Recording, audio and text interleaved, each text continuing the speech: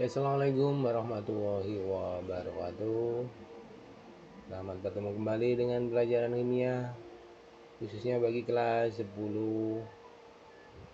Nah, setelah kalian mengalami liburan kurang lebih 2 minggu, dan mudah-mudahan di tahun 2021 ini kalian bisa mengikuti kembali pelajaran dengan baik, ya. Untuk materi semester genap yang pertama yaitu tentang larutan elektrolit dan larutan non elektrolit.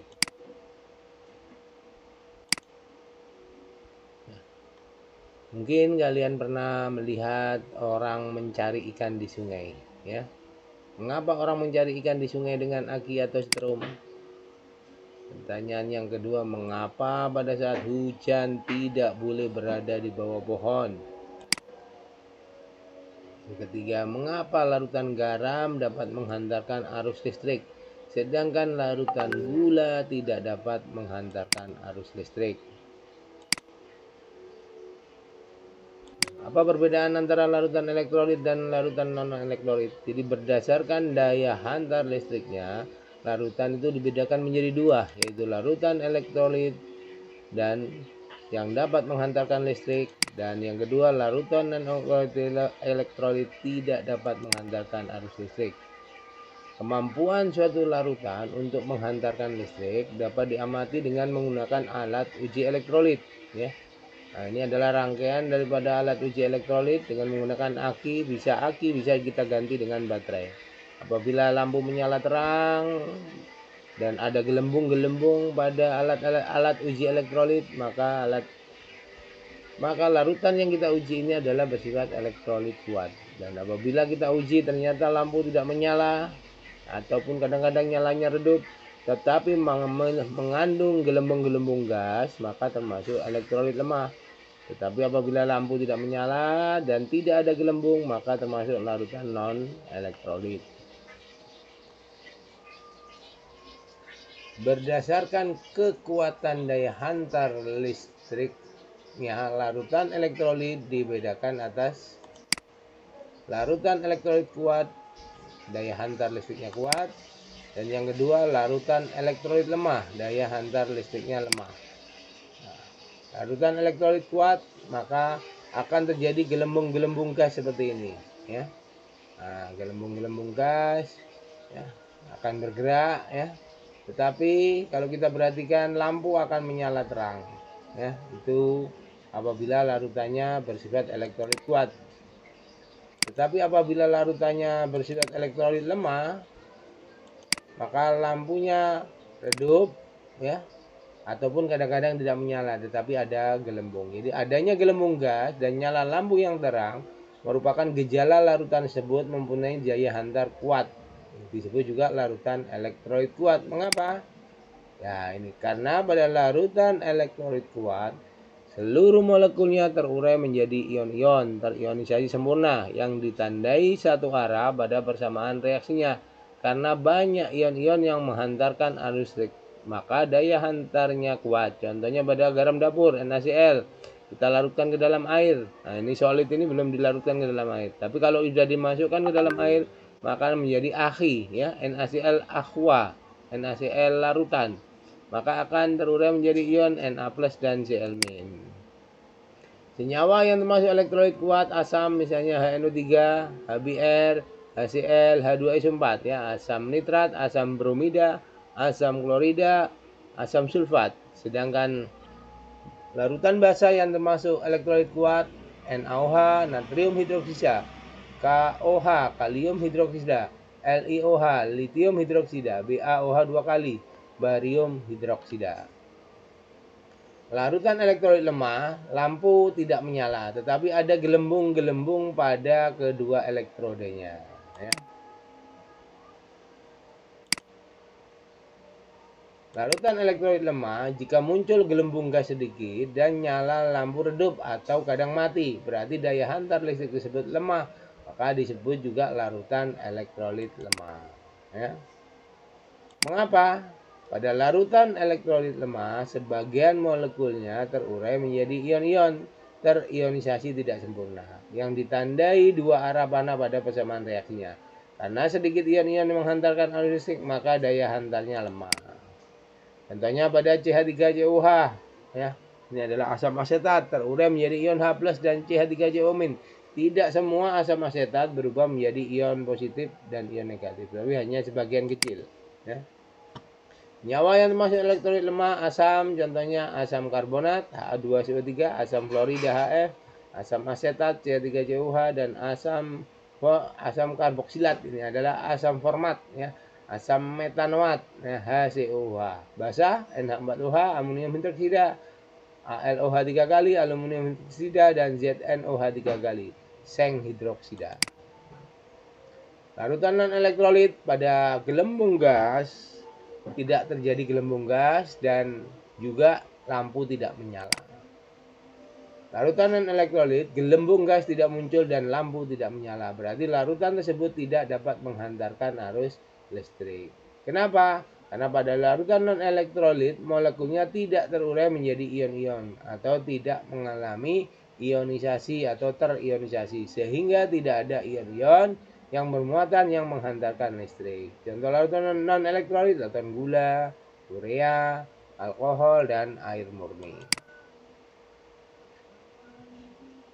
Nah, berdasarkan 3 kali percobaan tadi, maka data hasil pengamatan, ya, larutan ke dalam dapur dengan ikatan adalah ionik.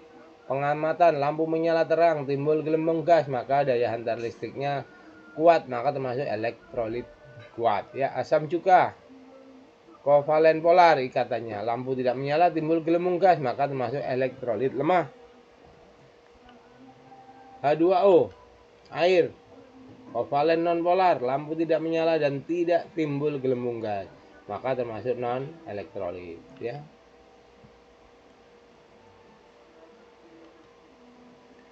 Apa perbedaan antara larutan yang ada pada, ya, daya hantar listriknya? Kalau elektrolit dapat menghantarkan listrik, non-elektrolit tidak dapat menghantarkan listrik. Elektrolit terjadi proses ionisasi, non-elektrolit tidak terjadi proses ionisasi. Yang ketiga, lampu dapat menyala terang atau redup dan ada gelembung gas. Non-elektrolit lampu tidak menyala dan tidak ada gelembung gas. Jenis larutan berdasarkan daya hantar listriknya, ya. Jenis larutan elektrolit kuat, sifat dan pengamatannya terionisasi sempurna, menghasilkan listrik, lampu menyala terang, terdapat gelembung gas. Contoh senyawanya NaCl, HCl, NaOH, H2SO4, dan KCl. Dan inilah reaksi ionisasinya, ya. NaCl berubah menjadi Na plus Cl-, NaOH menjadi Na plus OH-, H2SO4 menjadi 2H plus SO4-, KCl, K plus, dan Cl-. Yang kedua, elektrolit lemah, terionisasi sebagian, menghantarkan arus listrik, lampu menyala redup, terdapat gelembung gas. Nah, contohnya asam asetat, amonium hidroksida, asam sianida, dan aluminium hidroksida, ya. Dan ini adalah ionisasinya, CH3COH, H plus CO3-, HCN, H plus CN-, ALOH 3 kali, Al3 plus 3 OH-. Non-elektrolit tidak terionisasi, tidak menghantarkan listrik, lampu tidak menyala, dan tidak terdapat gelembung gas. Contohnya C6H12O6 glukosa, ya, C12H22O11 gula, CONH2 2 kali urea, dan C2H5OH etanol. Ini adalah larutan non-elektrolit. Daya hantar senyawa ion dan senyawa kovalen, ya. Elektrolit itu dapat dibagi menjadi senyawa ion, ya, antara atom logam dengan non logam, ya, dan senyawa kovalen polar antar atom non logam, ya. Contoh senyawa ion NaCl, NaOH, MgBr2, dan Kf. Sedangkan senyawa kovalen polar contohnya HCl, Hf, H2O, CH3COH. Daya hantar listrik senyawa ion, ya, NaCl adalah senyawa ion. Kita ionkan dalam air menjadi Na plus Cl-. Nah, sehingga pada gelembung-gelembung gas pada alat uji elektrolit banyak sekali, ya. Sehingga Na tambah air menghasilkan Na plus Cl-. Daya hantar listrik senyawa kovalen, CH3COH merupakan senyawa kovalen polar, maka CH3COH menjadi CH3CO- plus H+. Molaritas adalah banyaknya 1 mol zat dalam 1 liter larutan, atau molaritas sama dengan mol per liter. Molaritas menyatakan banyaknya konsentrasi suatu larutan pekat atau encer suatu larutan. Contohnya larutan H2SO4 2 molar lebih pekat dibanding dengan larutan H2SO4 1 molar. Inilah contoh soalnya. Ya, di antara larutan berikut, manakah yang menimbulkan nyala lampu paling terang jika diperiksa dengan alat penguji hantaran listrik? Tadi yang termasuk asam kuat, yaitu HCl. Ya. Nah, dari beberapa larutan yang ada, yang menimbulkan nyala lampu paling terang jika diperiksa dengan alat penguji hantaran listrik adalah HCl. Karena HCl merupakan senyawa kovalen polar yang mampu terurai dengan sempurna menjadi terurai sempurna menghasilkan ion H+ dan Cl-. Nomor 2, pernyataan yang benar tentang elektrolit.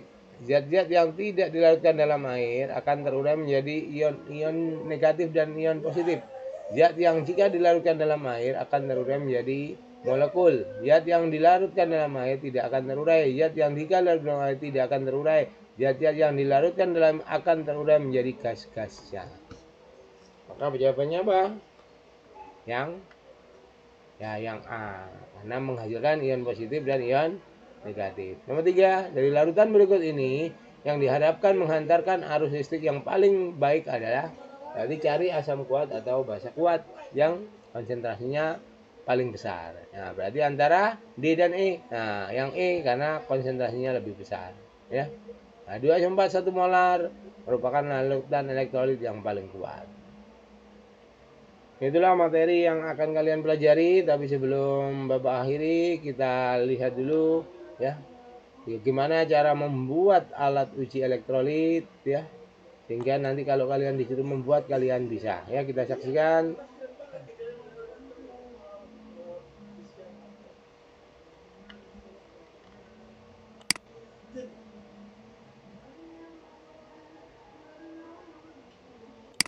Untuk mendeteksi aliran listrik, pengujian daya hantar listrik pada larutan dapat dilakukan menggunakan alat-alat yang dirangkai sedemikian rupa, sehingga bisa mendeteksi aliran listrik.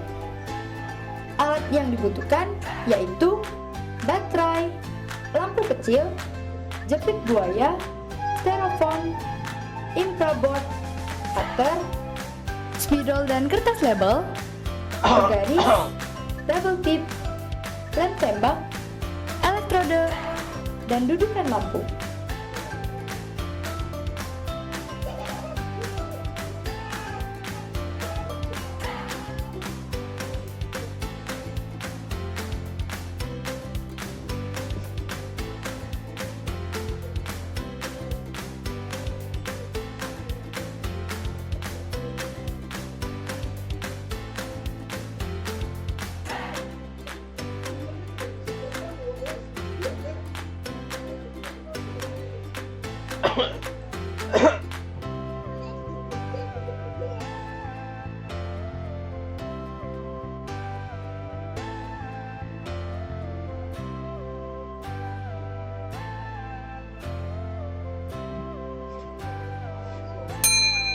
Ujian dapat dilakukan terhadap bahan yang ada di sekitar kita, seperti air garam, asam cuka, dan air gula.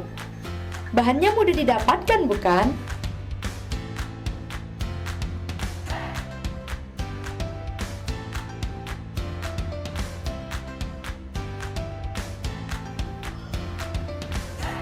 Pengujian terhadap air garam menunjukkan lampu menyala terang dan banyak gelembung gas pada elektrode.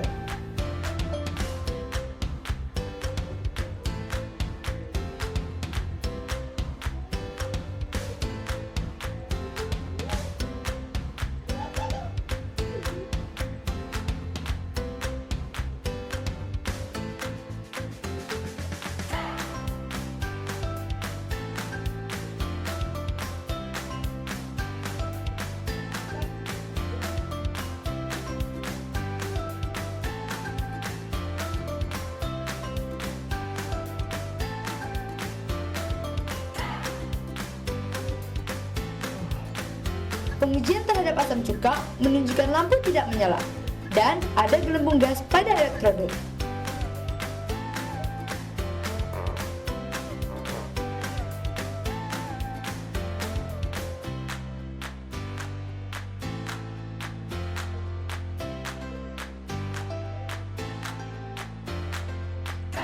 Sedangkan pengujian terhadap air gula menunjukkan lampu tidak menyala dan tidak ada gelembung gas pada elektrode. Cukup jelas teman-teman? Mengapa bisa demikian? Begini penjelasannya. Air garam dapat mengalirkan arus listrik karena NaCl dalam air terionisasi sempurna, menghasilkan ion Na+ dan ion Cl-. Reaksi ionisasi yang terjadi pada air garam, NaCl menjadi Na+ plus Cl-. Adanya ion Na+ dan ion Cl- yang bergerak bebas dalam air adalah penyebab mengapa air garam dapat menyalakan lampu dan menghasilkan gelembung gas pada elektrode.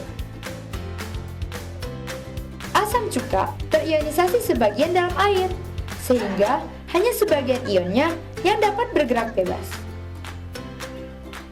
Reaksi ionisasi yang terjadi pada asam cuka, CH3COOH setimbang menjadi CH3COO- plus H+. Oleh karena itu, lampunya mati, tetapi masih terdapat gelembung gas pada elektrode.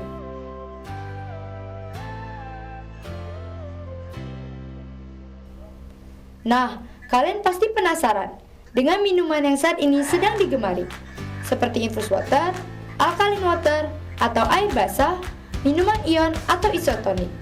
Apakah termasuk larutan elektrolit atau bukan? Yuk kita cek satu-satu.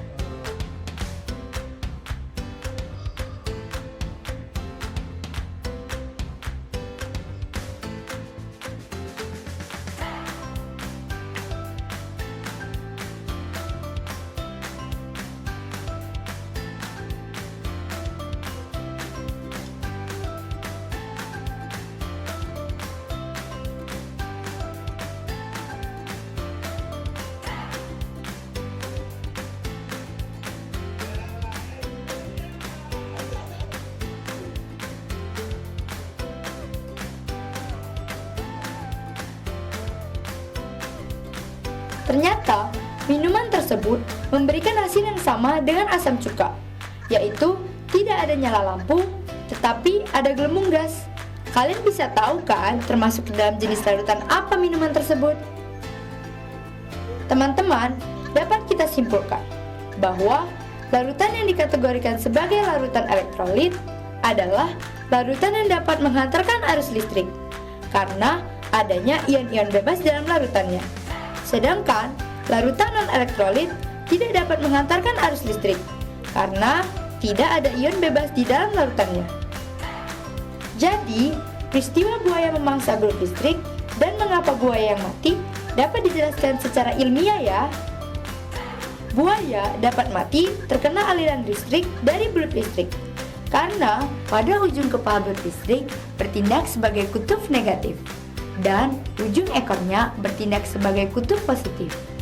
Nah, kondisi ini berakibat pada tubuh buaya, yaitu ion positif terkonsentrasi pada bagian kepala, sedangkan ion negatif terkonsentrasi pada ujung ekor buaya. Terakumulasinya ion-ion pada tubuh buaya mengakibatkan kematian pada buaya. Baiklah teman-teman, demikian tadi tayangan video materi belajar kelas 10. Ya, terima kasih. Itulah materi yang akan kalian pelajari di semester genap untuk yang pertama kali ini. Mudah-mudahan dipahami terutama contoh-contoh larutan yang termasuk larutan elektrolit dan contoh-contoh larutan yang termasuk larutan non-elektrolit. Elektrolit ada dua, elektrolit kuat dan elektrolit lemah. Itu saja yang bisa Bapak sampaikan tentang materi semester genap yang pertama ini. Mudah-mudahan bermanfaat. Terus tingkatkan belajar agar apa yang kalian cita-citakan dapat tercapai. Assalamualaikum warahmatullahi wabarakatuh.